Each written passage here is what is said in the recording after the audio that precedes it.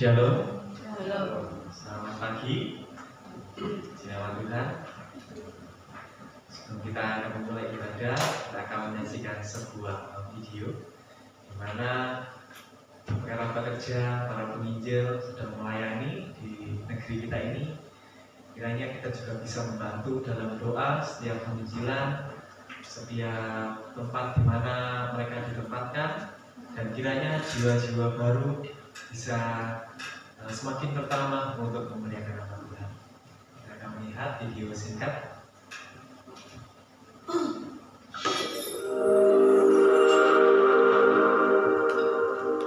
Salam keluarga besar PFC Indonesia.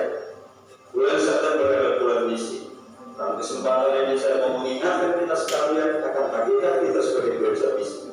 PFC adalah misi dan PFC ada untuk misi. Kenyataan di lapangan membuktikan bahwa saat ini gereja sedang bertumbuh melalui kelahiran, perkawinan, dan pernikahan.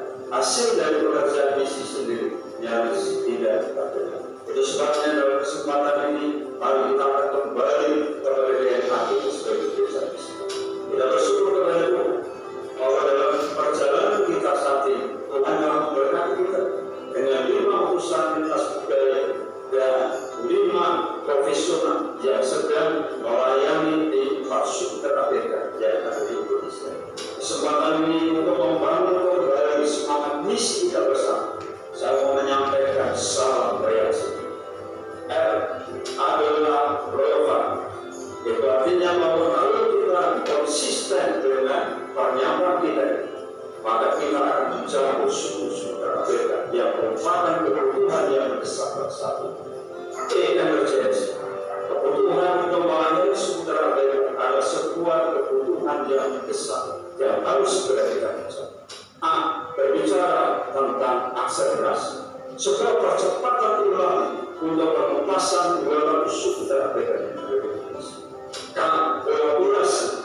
Kita perlu bekerja bersama-sama. Ini bukan waktunya untuk berbicara aku atau kamu, tetapi kita bersama. C. Adalah selalu inisiatif. Kita tidak boleh menunggu kesempatan datang, tetapi ini waktunya untuk kita menciptakan kesempatan untuk kita kenal bersama-sama. Saudara yang dikasihi oleh Tuhan, saat ini adalah waktunya untuk kita kembali membangkitkan api misi itu di dalam hati kita. Mari kita bekerja bersama-sama untuk penuntasan amanat Tuhan Yesus Kristus.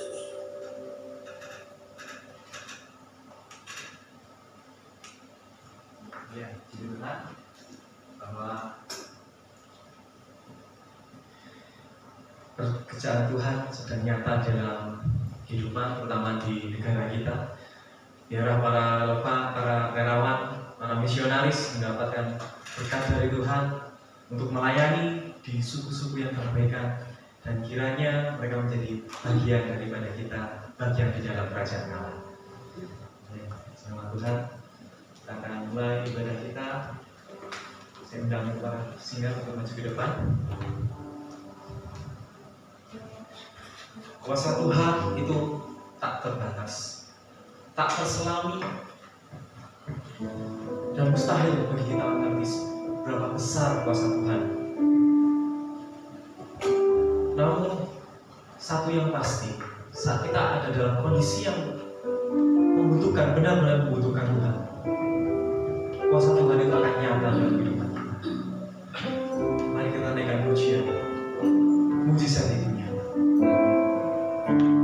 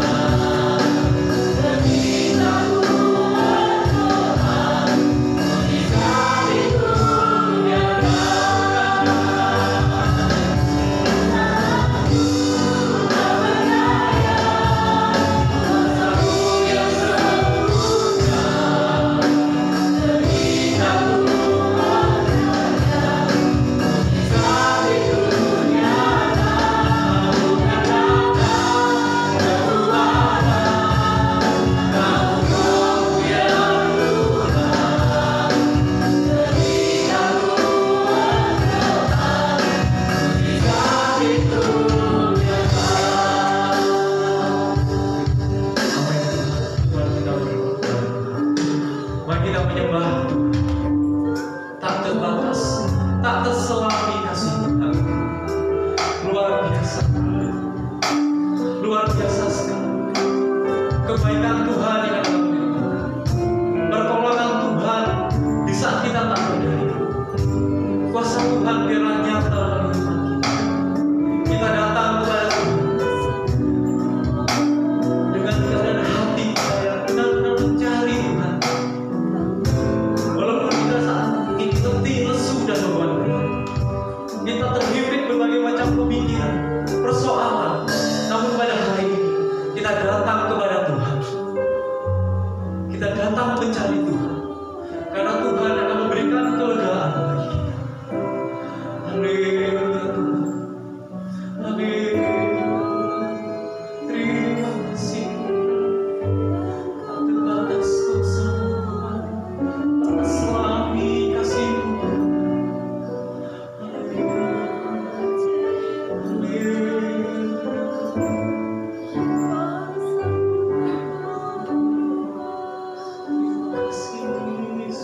Terima kasih, kami mengucap syukur Tuhan, kami mengucap syukur ya Bapa.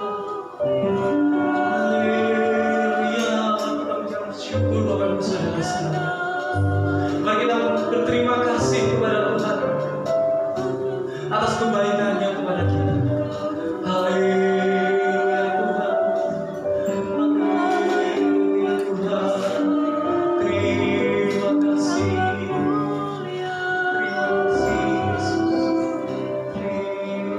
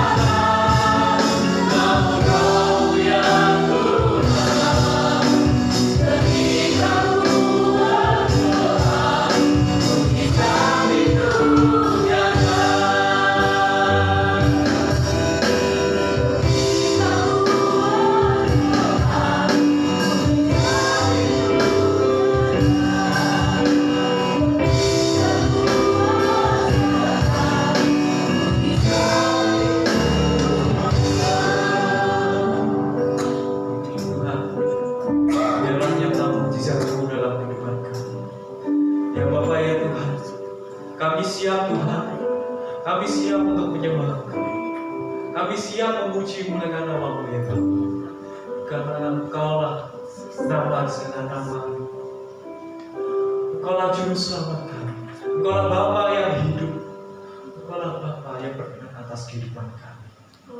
Ya Bapa ya Tuhan, kami ada di tempat ini Tuhan, para jemaat yang ada di sini. Kami siap Tuhan beribadah bersekutu bersama. Kami siap Tuhan untuk memuji, memuliakan nama-Mu, dan terlebih lagi Tuhan, kami siap untuk mendengarkan kebenaran firman.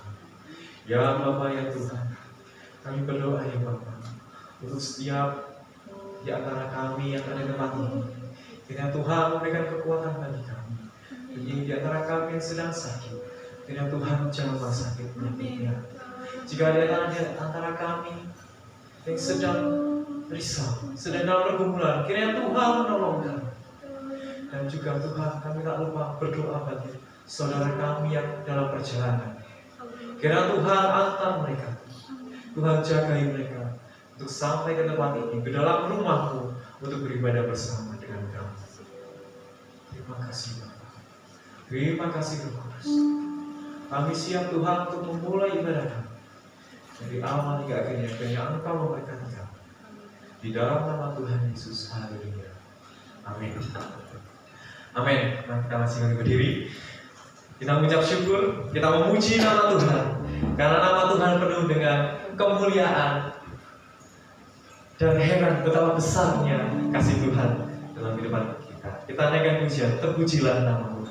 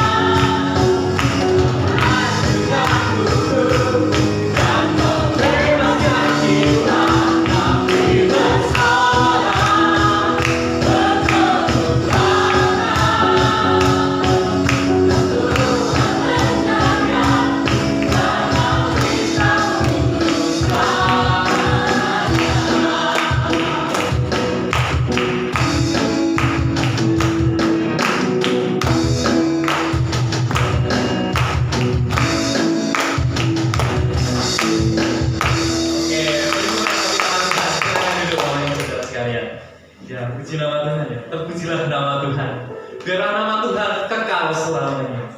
Karena kita punya kepastian, kita punya Tuhan yang ada dalam kerajaan surga yang pasti menolong kita. Kita sambung dengan pujian hatiku penuh nyanyian.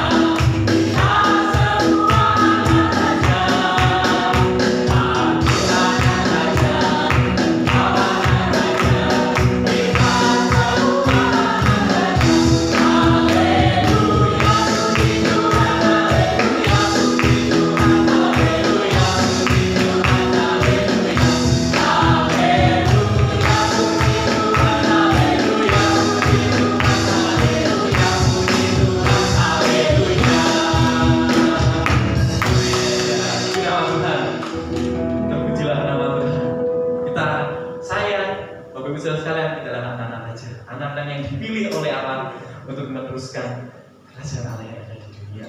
Amin. Kita akan memberikan yang terbaik kepada Tuhan. Kita akan mempersiapkan persembahan kita.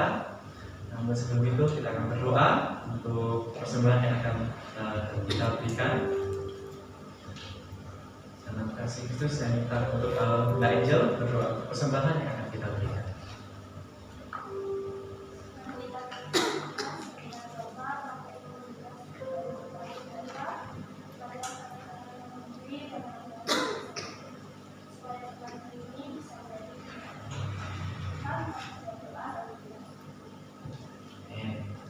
Pujian Allah itu Amin.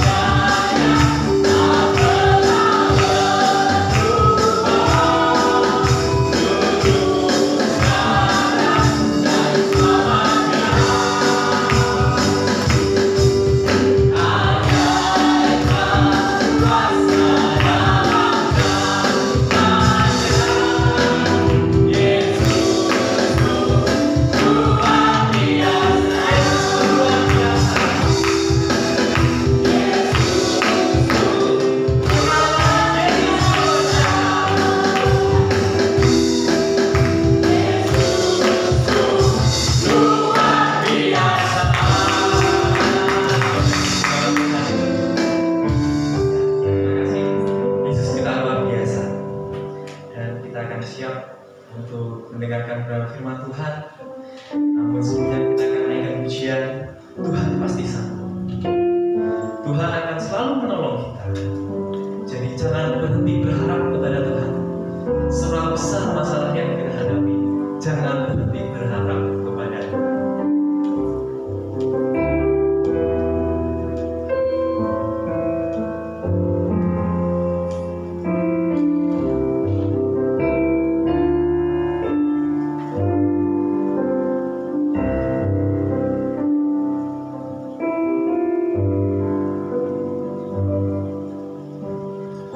Kuatkan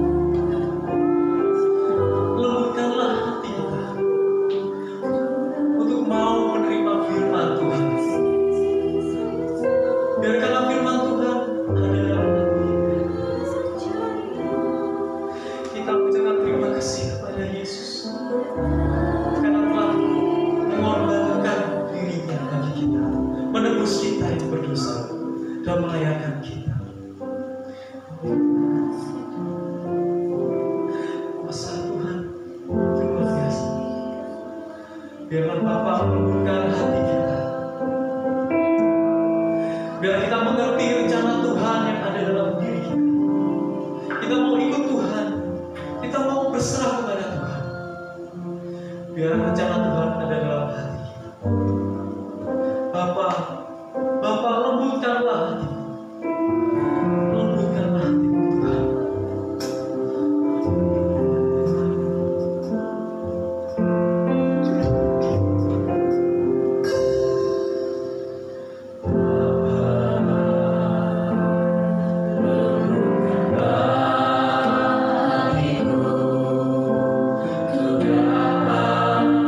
Lebih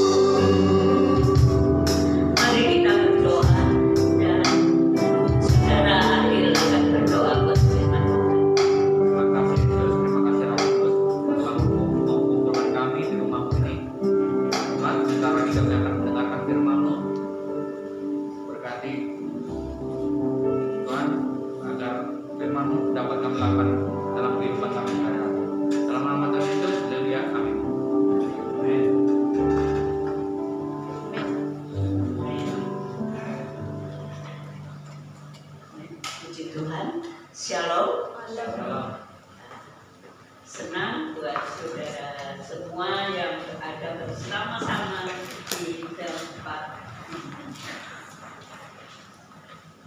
Pagi hari ini kita belajar tentang satu hal, yaitu belajar berkomitmen seperti Yosua. Kita buka kitab Yosua pasal 1. Kita baca ayat 1 sampai 3. Mungkin ada yang tolong membacakan. Yosua 1 ayat 1 sampai 3 dulu.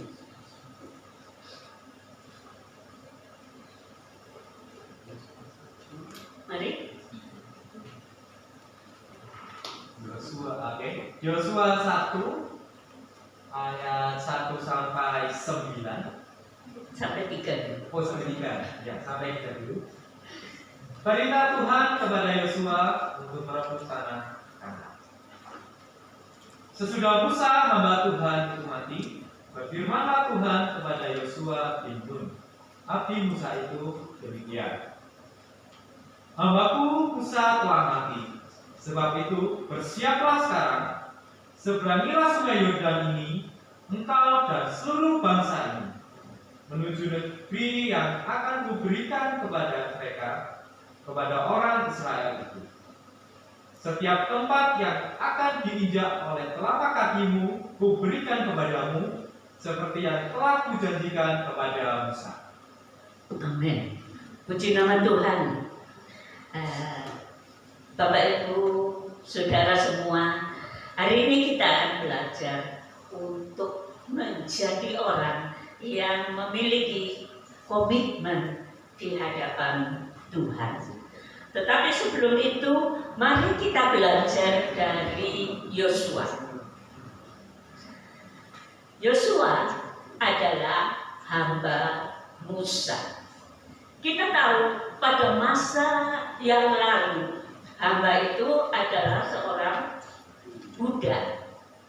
Tetapi di dalam Perjanjian Lama diceritakan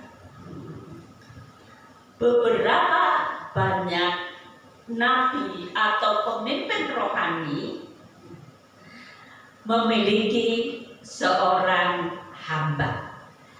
Tetapi hamba itu tidak diperlakukan sebagai budak. Ya. Nabi Musa misalkan punya hamba namanya Yosua.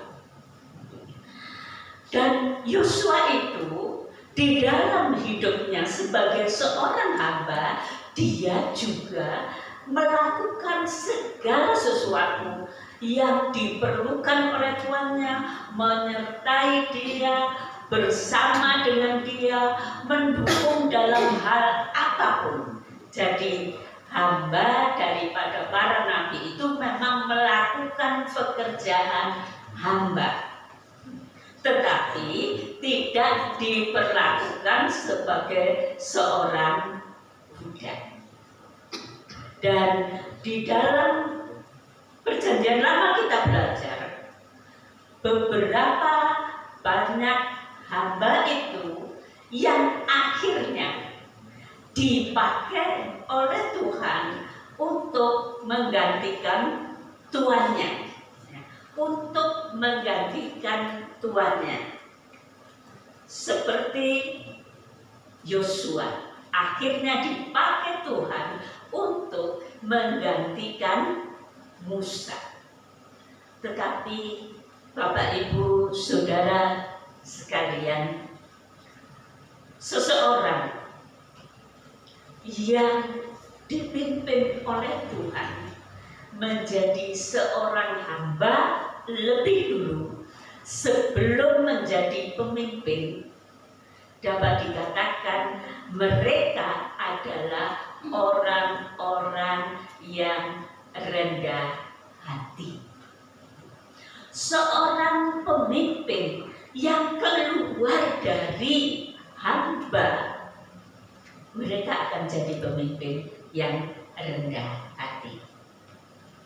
Musa, apakah Musa juga dibimbing untuk menjadi seorang hamba? Dia sejak kecil Tuhan membawa dia untuk diangkat sebagai anak raja, anak dari istri Raja Fir'aun.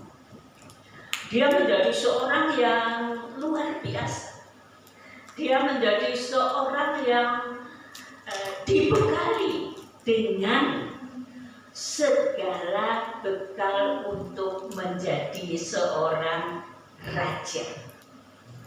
Dia orang yang berada dalam tempat yang tinggi. Tapi saudara, sebelum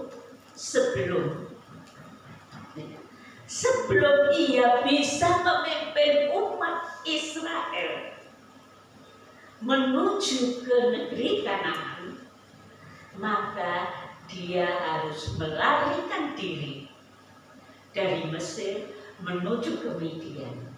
Dan di sana dari anak raja menjadi seorang gembala. Allah mendidik Musa untuk merendahkan diri, untuk menjadi orang yang rendah hati, sehingga akhirnya pada waktu dia dipakai oleh Tuhan, dia adalah orang yang rendah hati. Salah satu hal yang saya perhatikan di dalam kehidupan bergereja, terutama pada masa kini, ada orang-orang yang akhirnya menjadi pemimpin dalam gereja, tetapi menjadi pemimpin yang merasa diri hebat, pemimpin yang dengan kata lain arogan, pemimpin merasa dirinya mampu, merasa dirinya luar biasa. Dan orang-orang yang seperti itu, ia selalu mau membawa dirinya, menuntut dirinya menjadi seorang pemimpin yang luar biasa. Tetapi di hadapan Allah bukan itu, saudara. Di hadapan Allah, seorang pemimpin harus belajar menjadi seperti Yosua, seperti Musa, seperti Elisa, dan berbagai orang yang dipakai Tuhan luar biasa. Nah, sekarang hari ini kita mau belajar untuk menjadi seorang yang memiliki sebuah komitmen. Pertama, kita melihat Yosua waktu menjadi hamba Musa, ia menjadi hamba yang sungguh-sungguh baik, yang memperhambakan dirinya, bahkan yang secara rohani hubungannya dengan Tuhan begitu dekat, begitu dekat. Dituliskan di dalam Alkitab bahwa satu saat waktu Musa dan Yosua ada di dalam bait Allah, atau dalam, kalau zaman itu belum bait Allah ya, rumah Allah atau kemah sembahyang. Allah hadir dengan hadiratnya luar biasa. Kelihatan seperti sebuah awan yang menutupi tempat itu. Dan mereka berdua ada di sana memuji, menyembah Allah. Orang Israel di luar memuji, menyembah Allah. Dan tentu bila tiba waktunya Musa harus berbicara kepada orang Israel.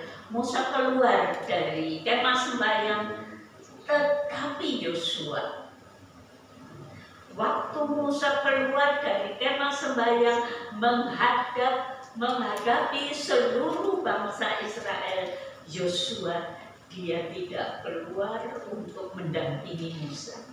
Yosua ada di dalam kemah sembahyang dan dia terus menyembah Allah di tempat itu.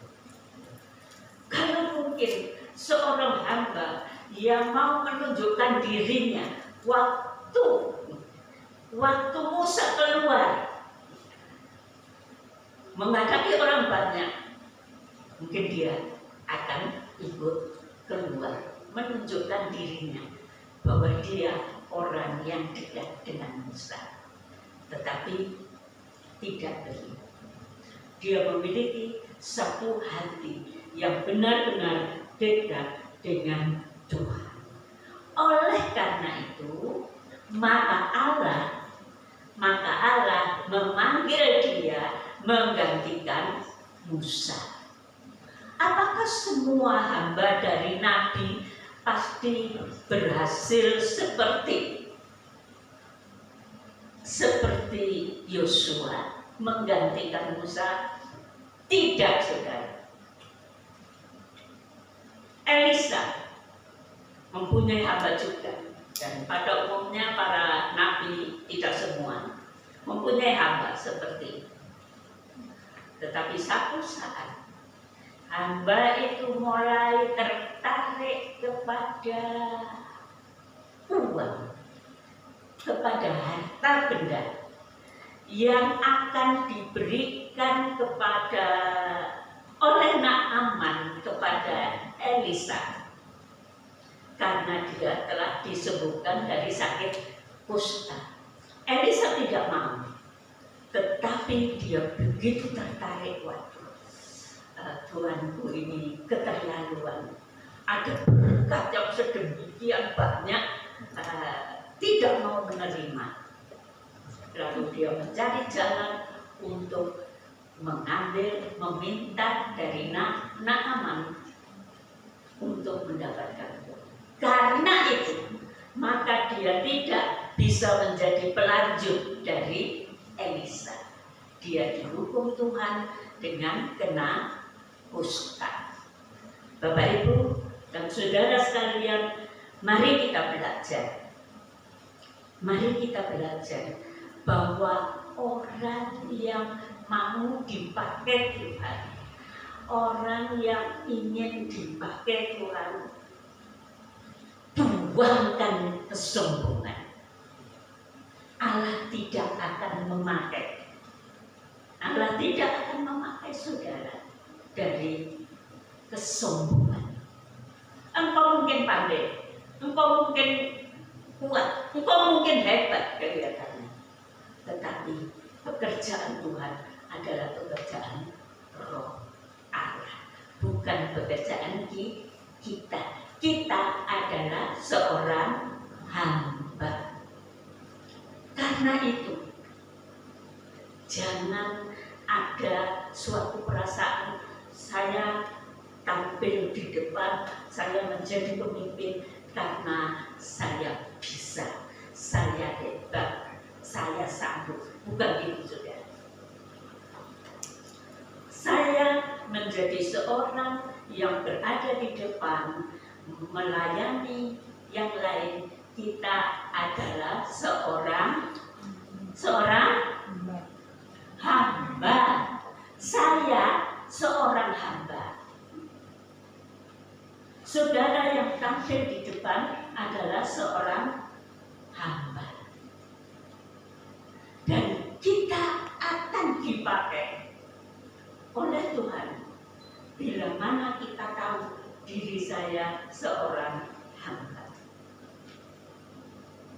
Saya bukan punya kemampuan yang hebat, tetapi saya oleh anugerah Tuhan dipanggil menjadi hamba. Amin. Ada banyak orang di dalam gereja. Mengapa saya bicara begitu? Ada banyak orang di dalam gereja yang menjadi pemimpin yang menjadi orang yang kelihatannya hebat, tetapi semuanya itu tidak memiliki hati hamba. Dan kadang-kadang orang-orang yang seperti itu menimbulkan perpecahan di dalam gereja, saudara. Menimbulkan perpecahan di dalam gereja. Karena yang ada dalam dirinya adalah kebanggaan diri. Mari kita semua pemimpin yang ada di tempat ini, mari kita menyadari kita adalah seorang hamba. Kita bukan seorang yang lebih dari yang lain. Kita bukan seorang yang hebat. Kita melayani karena kasih Tuhan yang menganugerahkan pelayanan kepada kita. Amin. Mari kita belajar selanjutnya dari Yosua. Kita lihat Yosua 1 sampai 3, ayat 1 sampai 3. Masih yang pertama. Sebelum itu, ya, panggilan dan mandat bagi Yosua juga bagi kita. Setiap tempat yang diinjak kakimu, kuberikan kepadamu. Kata Tuhan kepada Yosua. Setiap tempat yang diinjak kakimu, kemana kamu pergi, itu akan kuberikan kepadamu. Artinya, Yosua dengan bangsa Israel, kemana mereka pergi, kemana mereka melakukan sesuatu, di sana adalah tempat yang Allah memberi mandat kepada mereka. Mandat kepada mereka. Apakah Allah memberi mandat kepada kita semua? Benar, saudara.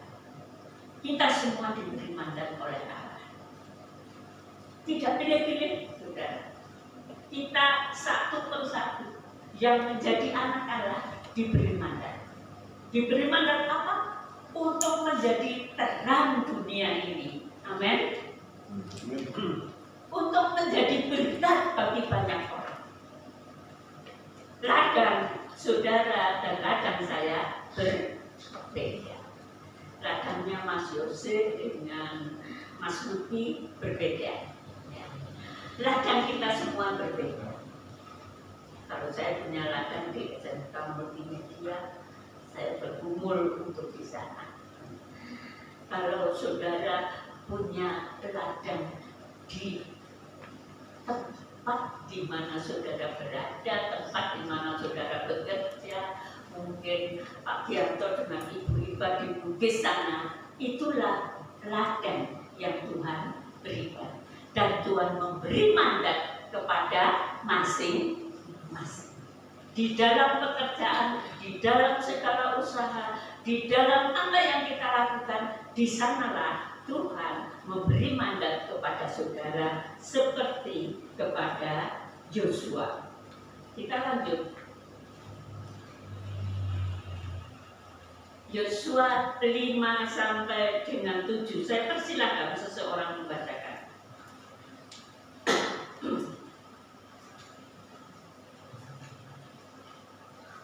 Mari, Yosua 1 ayat 5 sampai 7.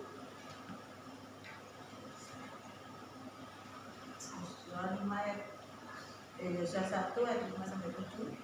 Seorang pun tidak akan dapat bertahan menghadapi engkau seumur hidupmu, seperti aku menyertai Musa. Demikian aku akan menyertai engkau. Aku tidak akan membiarkan engkau dan tidak akan meninggalkan engkau. Kuatkan dan teguhkanlah hatimu, sebab engkaulah yang akan memimpin bangsa ini, memiliki negeri yang kujanjikan dengan bersumpah pada nenek moyang mereka untuk diberikan kepada mereka. Hanya kuatkan dan teguhkanlah hatimu dengan sungguh-sungguh. Bertindaklah hati-hati sesuai dengan seluruh hukum yang telah diperintahkan kepadamu oleh hamba-Ku Musa. Janganlah menyimpang ke kanan atau ke kiri, supaya engkau beruntung kemanapun engkau pergi. Ya. Tuhan berkata, seorang pun tidak akan dapat bertahan di hadapan engkau seumur hidupmu. Seperti aku menyertai Musa, demikianlah aku menyertai engkau. Aku tidak akan biarkan engkau dan tidak akan meninggalkan engkau. Di dalam mandat itu, Tuhan berkata bahwa aku akan menyertai engkau. Aku tidak akan meninggalkan engkau. Engkau akan hidup berkemenangan untuk melakukan mandat yang Tuhan berikan. Ingat, Tuhan berjanji bahwa Dia akan menyertai kita. Pekerjaan Tuhan bukan pekerjaan manusia, bukan kepandaian manusia, tetapi pekerjaan Tuhan adalah pekerjaan Allah yang memakai kita. Kita itu seperti kapak yang dipakai untuk memotong pohon. Dapatkah kapak itu memotong pohonnya sendiri? Dapat? Apakah kapak itu bisa memotong pohon sendirian? Kapak itu bisa bekerja memotong pohon sendirian? Tidak akan dapat. Kita itu sebagai kapak. Kita itu bukan yang hebat. Kita itu bukan yang berkuasa. Kita itu bukan yang mulia. Kita itu hanya sebuah kapak. Kalau kapak itu tidak disertai oleh pemotong pohon itu, tidak dipegang oleh pemotong pohon itu, kapak itu tidak berguna. Saya kalau tidak dipegang oleh Tuhan, saya juga tidak berguna bagi saudara. Mungkin kelihatannya di depan, kelihatannya membawa firman Tuhan, tapi kalau tanpa Tuhan saya tidak ada artinya, saudara. Kalau tanpa Dia memegang hidup saya tidak ada artinya. Ketahuilah saudara, kita dipanggil untuk menjadi alat Tuhan. Kita dipanggil untuk menjadi berkat Tuhan. Tetapi jikalau kita hidup tanpa Tuhan, jikalau saya berkata tanpa pimpinan Tuhan, jikalau saya membawakan firman Tuhan hanya karena pikiran saya atau kepandaian saya, saudara, tidak ada artinya. Itulah yang Tuhan mau tekankan, bahwa kita itu hanya sebagai kapak. Walaupun Dia memberi mandat, kita hanya bisa dipakai oleh Tuhan yang memegang hidup kita. Tanpa Tuhan, saudara dan saya tidak berarti. Tanpa Tuhan, engkau dan saya tidak akan bisa membawa jiwa-jiwa kepada Tuhan. Karena itu, agar kita di dalam mandat yang Tuhan berikan, di dalam pelayanan yang Tuhan berikan itu kepada kita, kita harus punya komitmen. Kita lihat di dalam kitab Yosua tadi, ditekankan sampai 2 kali. Kuatkan dan teguhkanlah hatimu, sebab engkau akan memimpin bangsa ini memiliki negeri yang kujanjikan dengan bersumpah kepada nenek moyang mereka untuk memberikan. Kita lihat ayat 7 dikatakan lagi, hanya kuatkan dan teguhkan hatimu dengan sungguh-sungguh, bertindaklah hati-hati, dan seterusnya. Kuatkan dan teguhkanlah hatimu. Itu adalah satu tuntutan untuk kita berkomitmen, meneguhkan hati kita. Saya mau melayani Tuhan. Saya mau menjadi hamba Tuhan. Saya akan berbuat dengan sungguh-sungguh di hadapan Tuhan. Ingatlah saudara, kita hidup ada musuh. Ada musuh. Kuasa kegelapan itu selalu membuat suatu tipu daya agar kita itu tidak benar-benar menjadi kapak yang dipakai Tuhan. Tetapi Tuhan katakan kita harus menang. Kita harus menang. Tetapi kemenangan akan terjadi kalau engkau membuat sebuah komitmen. Kalau engkau misalkan berkata dalam hati, kalau aku sempat ke gereja, tetap ke gereja. Kalau tidak, ya tidak. Kalau ada hal lain yang bisa saya lakukan, ya sudah, saya tidak akan ke gereja. Kalau ada masalah dalam hidupku dengan orang yang ada di gereja, aku tidak akan aktif ke gereja. Kalau ada sesuatu yang tidak menyenangkan hatiku, aku tidak akan ke gereja. Itu orang yang tidak punya komitmen, saudara. Dan orang yang tidak punya komitmen tidak akan menjadi orang yang menang. Tidak akan menjadi orang yang dipakai sungguh-sungguh oleh Tuhan. Jadi kita belajar seperti Yosua, memiliki sebuah komitmen.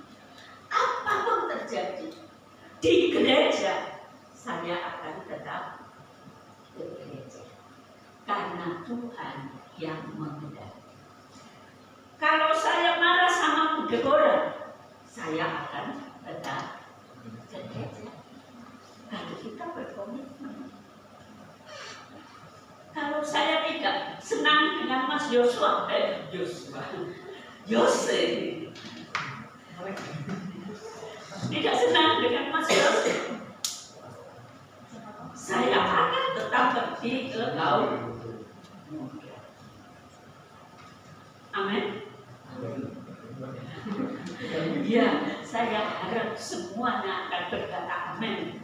Ke gereja bukan karena engkau senang, ke gereja bukan karena yang lain, karena engkau memiliki komitmen di hadapan Tuhan. Saya mau setia kepada Tuhan, saya mau dipakai Tuhan. Amin. Dipakai Tuhan itu tidak selalu tampil di depan. Marilah setiap pribadi kita milikilah komitmen. Ada hal yang lain, misalkan komitmen kita bukan hanya untuk melayani, tetapi yang terutama untuk menang atas kuasa kegelapan. Dan untuk menang atas kuasa kegelapan itu, ingat, kita harus hidup dalam kekudusan. Hidup dalam kekudusan, saudara. Seluruh hidup kita kudus. Karena itu kalau kita tahu ada di dalam hidup kita masih ada sesuatu yang melawan firman Tuhan, kita cepat bertobat. Jangan, gak apa-apa, aku masih senang kok dengan dosa itu. Dosa itu enak kok bagiku. Aku akan di sana, tetapi aku akan rajin ke gereja, aku akan melakukan yang lain, asalkan dosa itu masih dapat dipegang. itu adalah suatu hal yang menghalangi kemenangan engkau di hadapan Tuhan, yang menghalangi engkau dipakai Tuhan lebih dan lebih, yang menghalangi rohanimu tidak bertumbuh di dalam Tuhan. Saudara, mungkin saudara merasa di SJK ini selalu dimarahi oleh gembala ini. Bukan begitu, saudara. Allah punya rencana besar. Allah punya rencana besar bagi hidup saudara masing-masing. Tapi rencana besar itu tidak akan terjadi di dalam hidupmu. Bahkan engkau bisa jatuh, engkau dikalahkan oleh kuasa kegelapan kalau engkau tidak mau berkomitmen dan tidak mau merendahkan diri sebagai seorang hamba. Saudara yang ada di antara kaum muda, satu dengan yang lain adalah hamba. Anak muda yang ada di sini, siapa? Ada satu, dua, beberapa banyak anak muda yang ada di sini. Ingatlah, engkau ada di sini, engkau hamba dari saudara yang lain. Amin. Engkau bukan orang yang hebat. Engkau harus memperhambakan diri, saling mau mengampuni, saling mau merendahkan diri. Dan kalau engkau selalu menjadi orang yang hebat, saya menangis, saudara. Saya menangis di hadapan Tuhan karena engkau sudah menuju kepada kehancuran. Apalagi kalau kita itu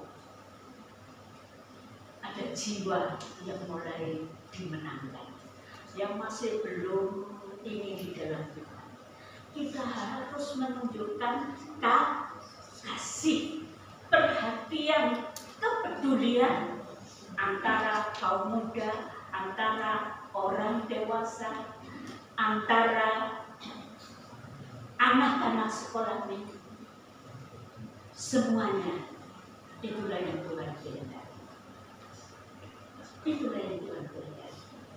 Jika engkau tidak mau merendahkan diri, jika engkau tidak mau menjadi hamba satu dengan yang lain, Dia tidak akan memakai saudara. Dia tidak akan memakai saudara. Kalau hamba-hamba Tuhan di GSCA apalagi masa ini itu sudah berbeda sekali. Tetapi hamba-hamba Tuhan pada zaman sebelum saya di gereja aliran Pentakosta, siapa yang mau jadi hamba Tuhan harus terlebih dahulu jadi hambanya pendeta, hambanya pendeta yang ada di gereja. Ibu gembala saya dulu adalah orang yang seperti itu. Dia anaknya orang kaya, keturunan Belanda di sana. Tapi waktu dia merasa dipanggil Tuhan, ia keluar dari rumahnya, ia ikut gembalanya dan di sana menjadi pembantu rumah. Di sana mencucikan pakaian pendetanya, di sana mengepel rumah pendetanya, di sana dia masak untuk pendetanya. Apa saja yang diperlukan oleh pendetanya, dia melakukan. Dalam beberapa waktu sampai satu saat, mama dan papanya, ya, karena mereka orang ini membawa polisi untuk membawa dia kembali ke rumah. Masuk anaknya orang kaya raya jadi. Tetapi saudara tahu bahwa ibu gembala saya itu dipakai Tuhan dia rendah hati seperti ini, akhirnya dipakai Tuhan untuk mendirikan merintis berbagai gereja di wilayah Malang Raya ini. Pada waktu ia melayani di gereja Maranatha yang pada waktu yang lalu, pendetanya juga sudah bukan yang sekarang, ini masa lalu. Ia yang pergi ke daerah Mergan sana untuk merintis gereja kita. Dan pada waktu saya bersama dia, saya juga belajar. Dia pergi, dia juga suka melayani, dibayarkan sana untuk merintis cabang yang ada di sana. Ia pergi, akhirnya ia pergi ke daerah sebelah sana ya. Kalau dari Malang itu ke sana, daerah Ponorogo, Singosari dan lain sebagainya. Ia merintis gereja di sana. Ia dipakai Tuhan. Ada banyak gereja yang berdiri. Dan dia yang dipakai Tuhan untuk membawa saya mengenal Tuhan. Saudara, kenapa dia dipakai Tuhan? Karena dia telah tahu merendahkan diri menjadi seorang hamba. Tahu merendahkan diri menjadi seorang hamba. Kita mungkin tidak harus seperti Ibu Sylvia Lekong. Saya tidak harus seperti dia, tapi saya juga telah dididik oleh Allah. Sebelum saya masuk sekolah teologi, saya harus jadi seorang hamba. Karena itu saya buat waktu berada di Tuhan. Bapak Ibu Saudara, dan Tuhan mau saudara yang kenal Tuhan saat ini melalui kehidupan saudara dengan seperti itu.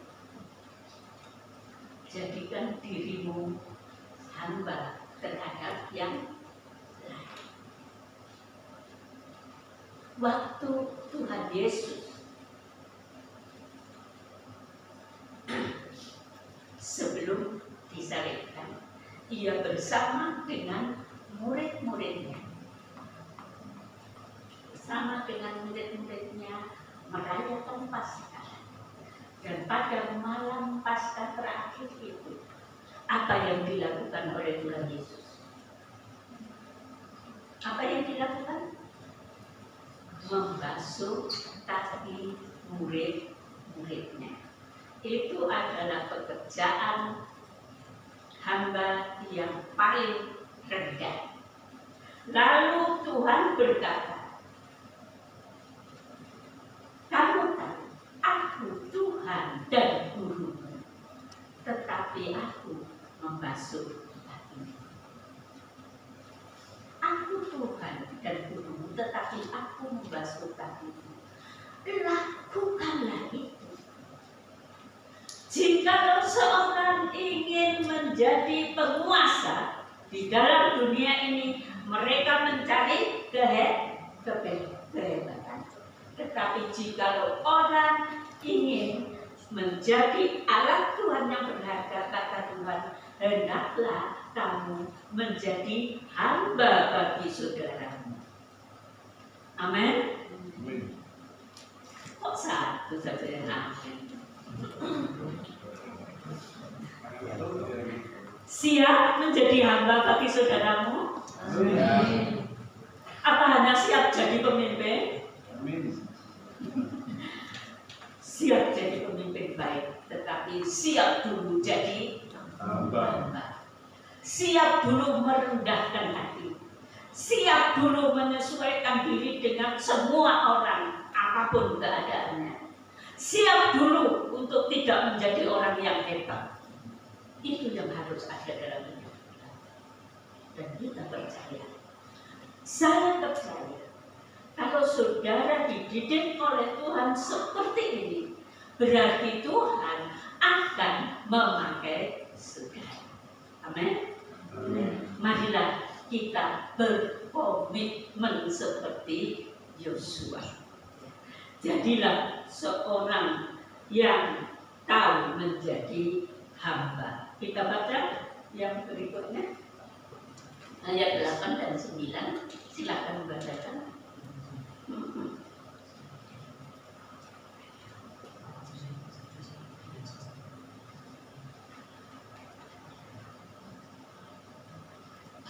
Mari, silakan ayat 8 dan 9. Yosua 1 ayat 8 dan 9. Demikian firman Tuhan, janganlah engkau lupa memperkatakan kitab Taurat ini, tetapi renungkanlah ini siang dan malam, supaya engkau bertindak hati-hati sesuai dengan segala yang tertulis di dalamnya.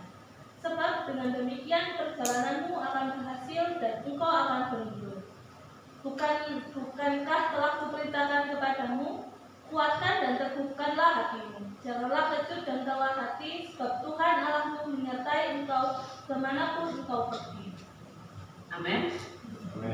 Kita lihat di dalam ayat 8 dan 9 ini. Sebelum engkau dapat menjadikan dirimu itu hamba dari saudara yang lain, jadikan dirimu hamba di hadapan Allah. Jadikan dirimu hamba di hadapan Allah. Apa yang harus dilakukan Yosua sebagai hamba di hadapan Allah? Janganlah engkau lupa memperkatakan kitab Taurat ini, tetapi renungkanlah itu siang dan malam, supaya engkau bertindak hati-hati sesuai dengan segala yang tertulis di dalamnya. Bertindak hati-hati sesuai dengan firman Tuhan. Kalau saudara hambanya Tuhan, saudara harus menurut firman Tuhan. Amin. Kalau saudara hambanya Tuhan, di dalam setiap langkah hidup saudara akan melakukan firman dengan hati yang tulus. Nah, kalau hidupmu tiap hari tidak mengingat firman Tuhan, hanya diminta mendahulukan Tuhan saja, engkau sudah lupa apakah engkau hamba Tuhan? Tentu bukan. Walaupun engkau seorang pemimpin.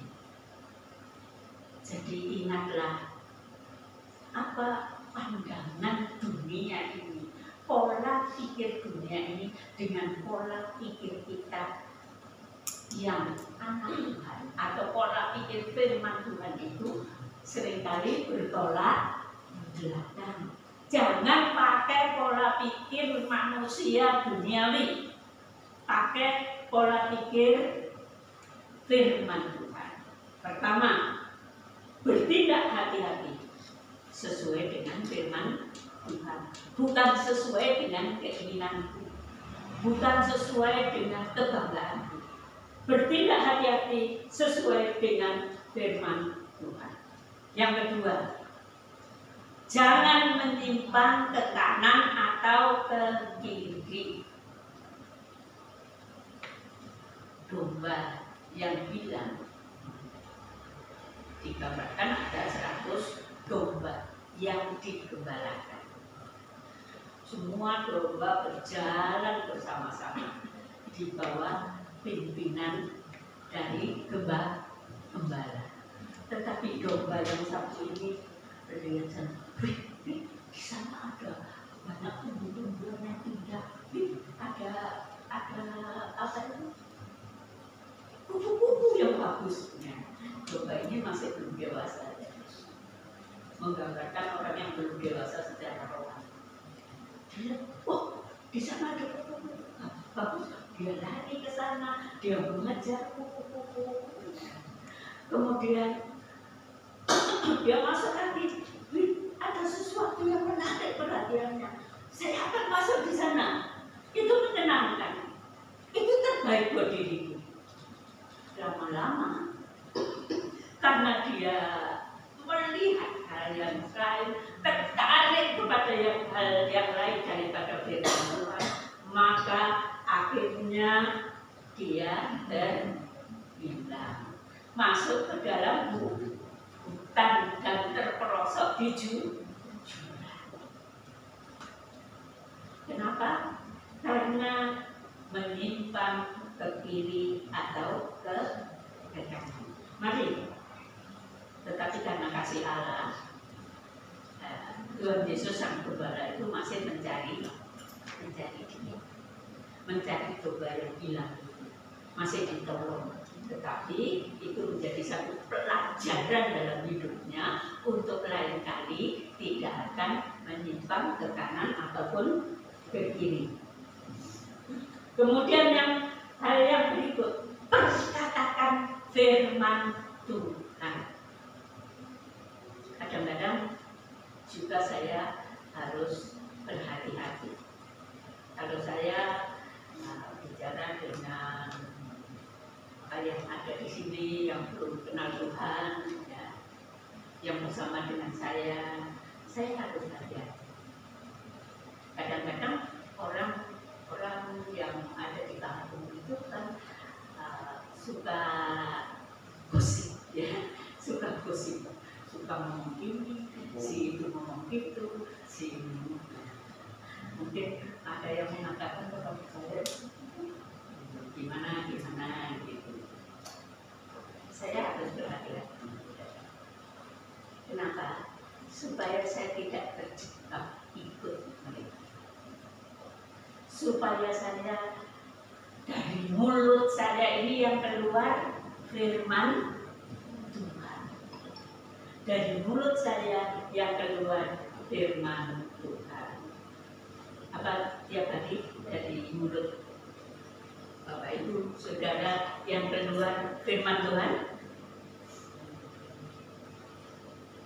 Atau firman setan? Kata-kata kotor dan lain sebagainya itu kan firman setan, ya. Mari kita belajar dalam hidup ini agar yang keluar dari mulut kita adalah firman Tuhan. Yang keluar dari mulut kita tidak merendahkan orang. Yang keluar dari mulut kita tidak mengatai orang. Yang keluar dari mulut kita bukan kata-kata gosip, tapi yang keluar dari mulut kita firman Tuhan yang membimbing orang lain untuk mengenal Tuhan. Amin. Dimanapun kita berada, di tempat kerja mungkin, di tempat kuliah, di sekolah, dimanapun kita berada, biarlah mulut kita keluar firman Tuhan. Bagaimana kita bisa menjadi hamba Tuhan seperti yang diinginkan oleh Tuhan? Yang terakhir dikatakan, renungkanlah firman Tuhan siang dan malam.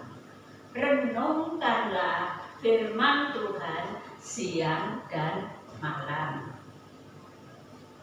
Apakah itu berarti saudara membaca terus firman Tuhan siang dan malam? Tidak. Pada saat membaca firman Tuhan, kita berkata, Allah Roh Kudus, terangi hati saya akan firman-Mu. Terangi hati saya akan firman-Mu. Dan tolong saya hidup berjalan sebagaimana firman-Mu. Sungguh saudara, kalau saya sendiri tahu enggak, tiap kali datang kepada Tuhan, terangi dengan firman-Mu, saya mungkin sudah meninggalkan pelayanan pekerjaan Tuhan. Tidak mudah saya. Kadang-kadang menjadi tertekan, kadang-kadang menjadi seorang yang dianggap paling jelek, kadang-kadang begini begitu. Mari, kalau kita hidup merenungkan firman Tuhan siang dan malam, maka kita akan seperti Yosua berhasil. Daud menjadi orang yang raja satu-satunya yang paling berhasil menjadi teladan. Karena apa? Dia merenungkan firman Tuhan siang dan malam. Bukan hanya belajar firman Tuhan menurut pikiran kita. Kadang-kadang kita bisa salah, saudara.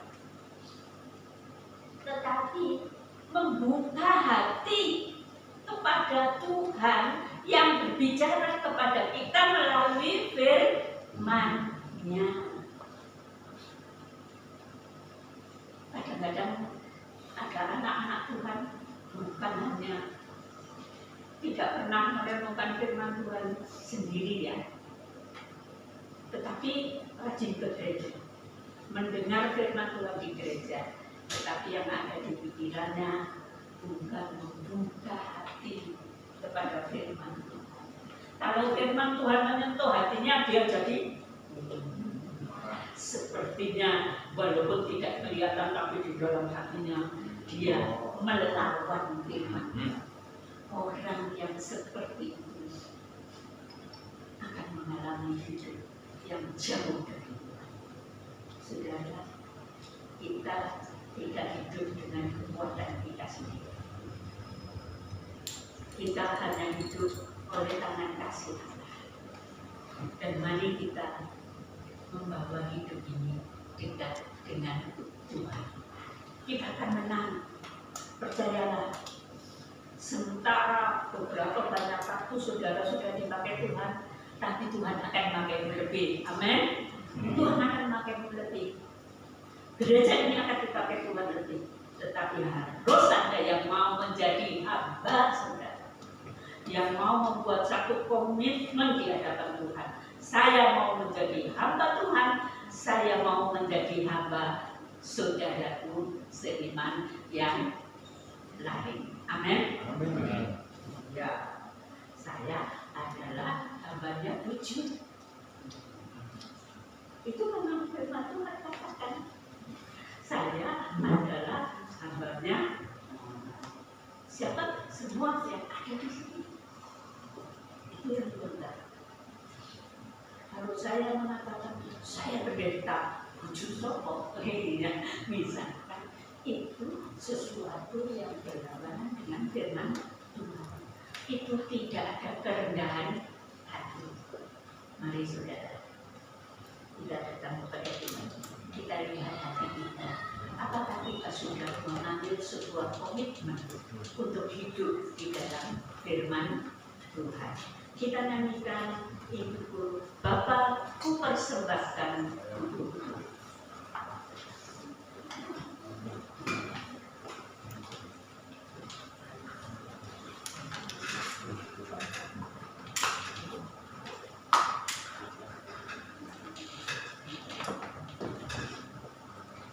Mari kita berdiri bersama-sama, kita akan nyanyikan ini dengan segenap hati kita.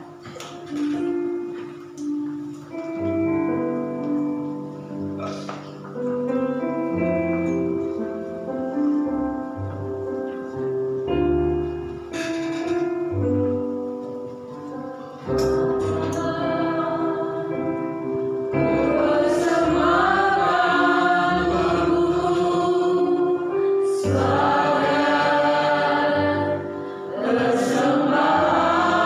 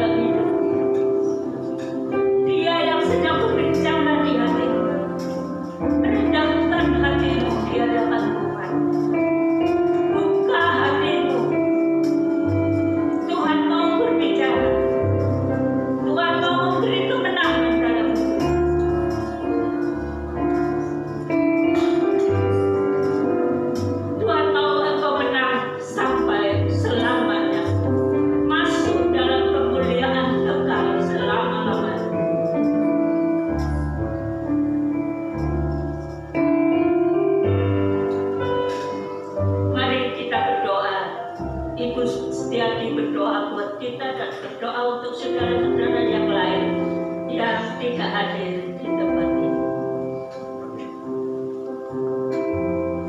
Segala hormat, puji syukur kami naikkan di hadapan hadirat-Mu, Bapa yang penuh kasih di dalam kerajaan surga. Siang hari ini kami mengucap syukur Tuhan, kami boleh diingatkan kembali melalui firman Tuhan, untuk kami boleh memiliki komitmen di dalam kami mengiring akan Engkau. Ajar kami Tuhan untuk senantiasa merendahkan hati di hadapan-Mu. Karena kami percaya bahwa kasih-Mu yang besar yang membentuk hidup kami seturut dengan kehendak-Mu. Pakailah hidup kami Tuhan, untuk kami boleh dipakai menjadi saksi bagi kemuliaan nama Tuhan di dalam kesetiaan kami masing-masing, di dalam kami mengiring akan Engkau, di dalam kami melayani Engkau. Ajar kami Tuhan, untuk kami boleh memiliki komitmen yang sesuai dengan firman Tuhan. Terima kasih Bapa untuk firman-Mu siang hari ini. Biarlah firman ini boleh berhenti saat ini, tetapi Allah Roh Kudus senantiasa boleh mengingatkan di dalam kehidupan kami tiap-tiap hari. Hamba-Mu boleh berhenti berbicara, tetapi Engkau Tuhan tetap berbicara dalam hati kami, agar kami lebih hari lebih setia kepada-Mu Bapa. Bapa di surga memberkati Ibu Gembala yang telah menyampaikan firman Tuhan. Kiranya Engkau tahu segala hal yang menjadi pergumulan di dalam kehidupan beliau, baik dalam pekerjaan maupun di dalam pelayanan di tempat ini Bapa. Kiranya Allah Roh Kudus boleh menguatkan, meneguhkan. Allah Roh Kudus berikan semangat kembali dan kuasa untuk melayani Engkau di tempat ini ya Bapa. Dari hari ke hari semakin bertambah-tambah di dalam Engkau. Engkau juga memberikan kekuatan dan kesehatan tubuh. Segala sakit penyakit di dalam nama Tuhan Yesus, Engkau akan menjamah dan menyembuhkan dengan sempurna Bapa. Terima kasih Bapa di surga, Engkau sudah memberkati kami yang saat ini hadir di tempat ini Bapa. Kekuatan, kesehatan menyertai setiap langkah hidup kami. Penyertaan dan perlindungan Tuhan atas hidup kami. Dan kami percaya Tuhan, firman yang tertanam dalam hati kami boleh bertumbuh, berkembang, menghasilkan buah bagi kemuliaan nama Tuhan. Kami mengingat saudara kami yang sampai saat ini belum bersama dengan kami. Bapa di dalam surga, kami memohon kepadamu, kiranya Allah Roh Kudus boleh melawat mereka masing-masing di dalam keadaan mereka saat ini ya Tuhan. Bila dalam keadaan sakit, di dalam nama Tuhan Yesus, Engkau menjamah dan menyembuhkan mereka, sehingga mereka boleh kembali bersama-sama dengan kami dalam setiap ibadah yang ada.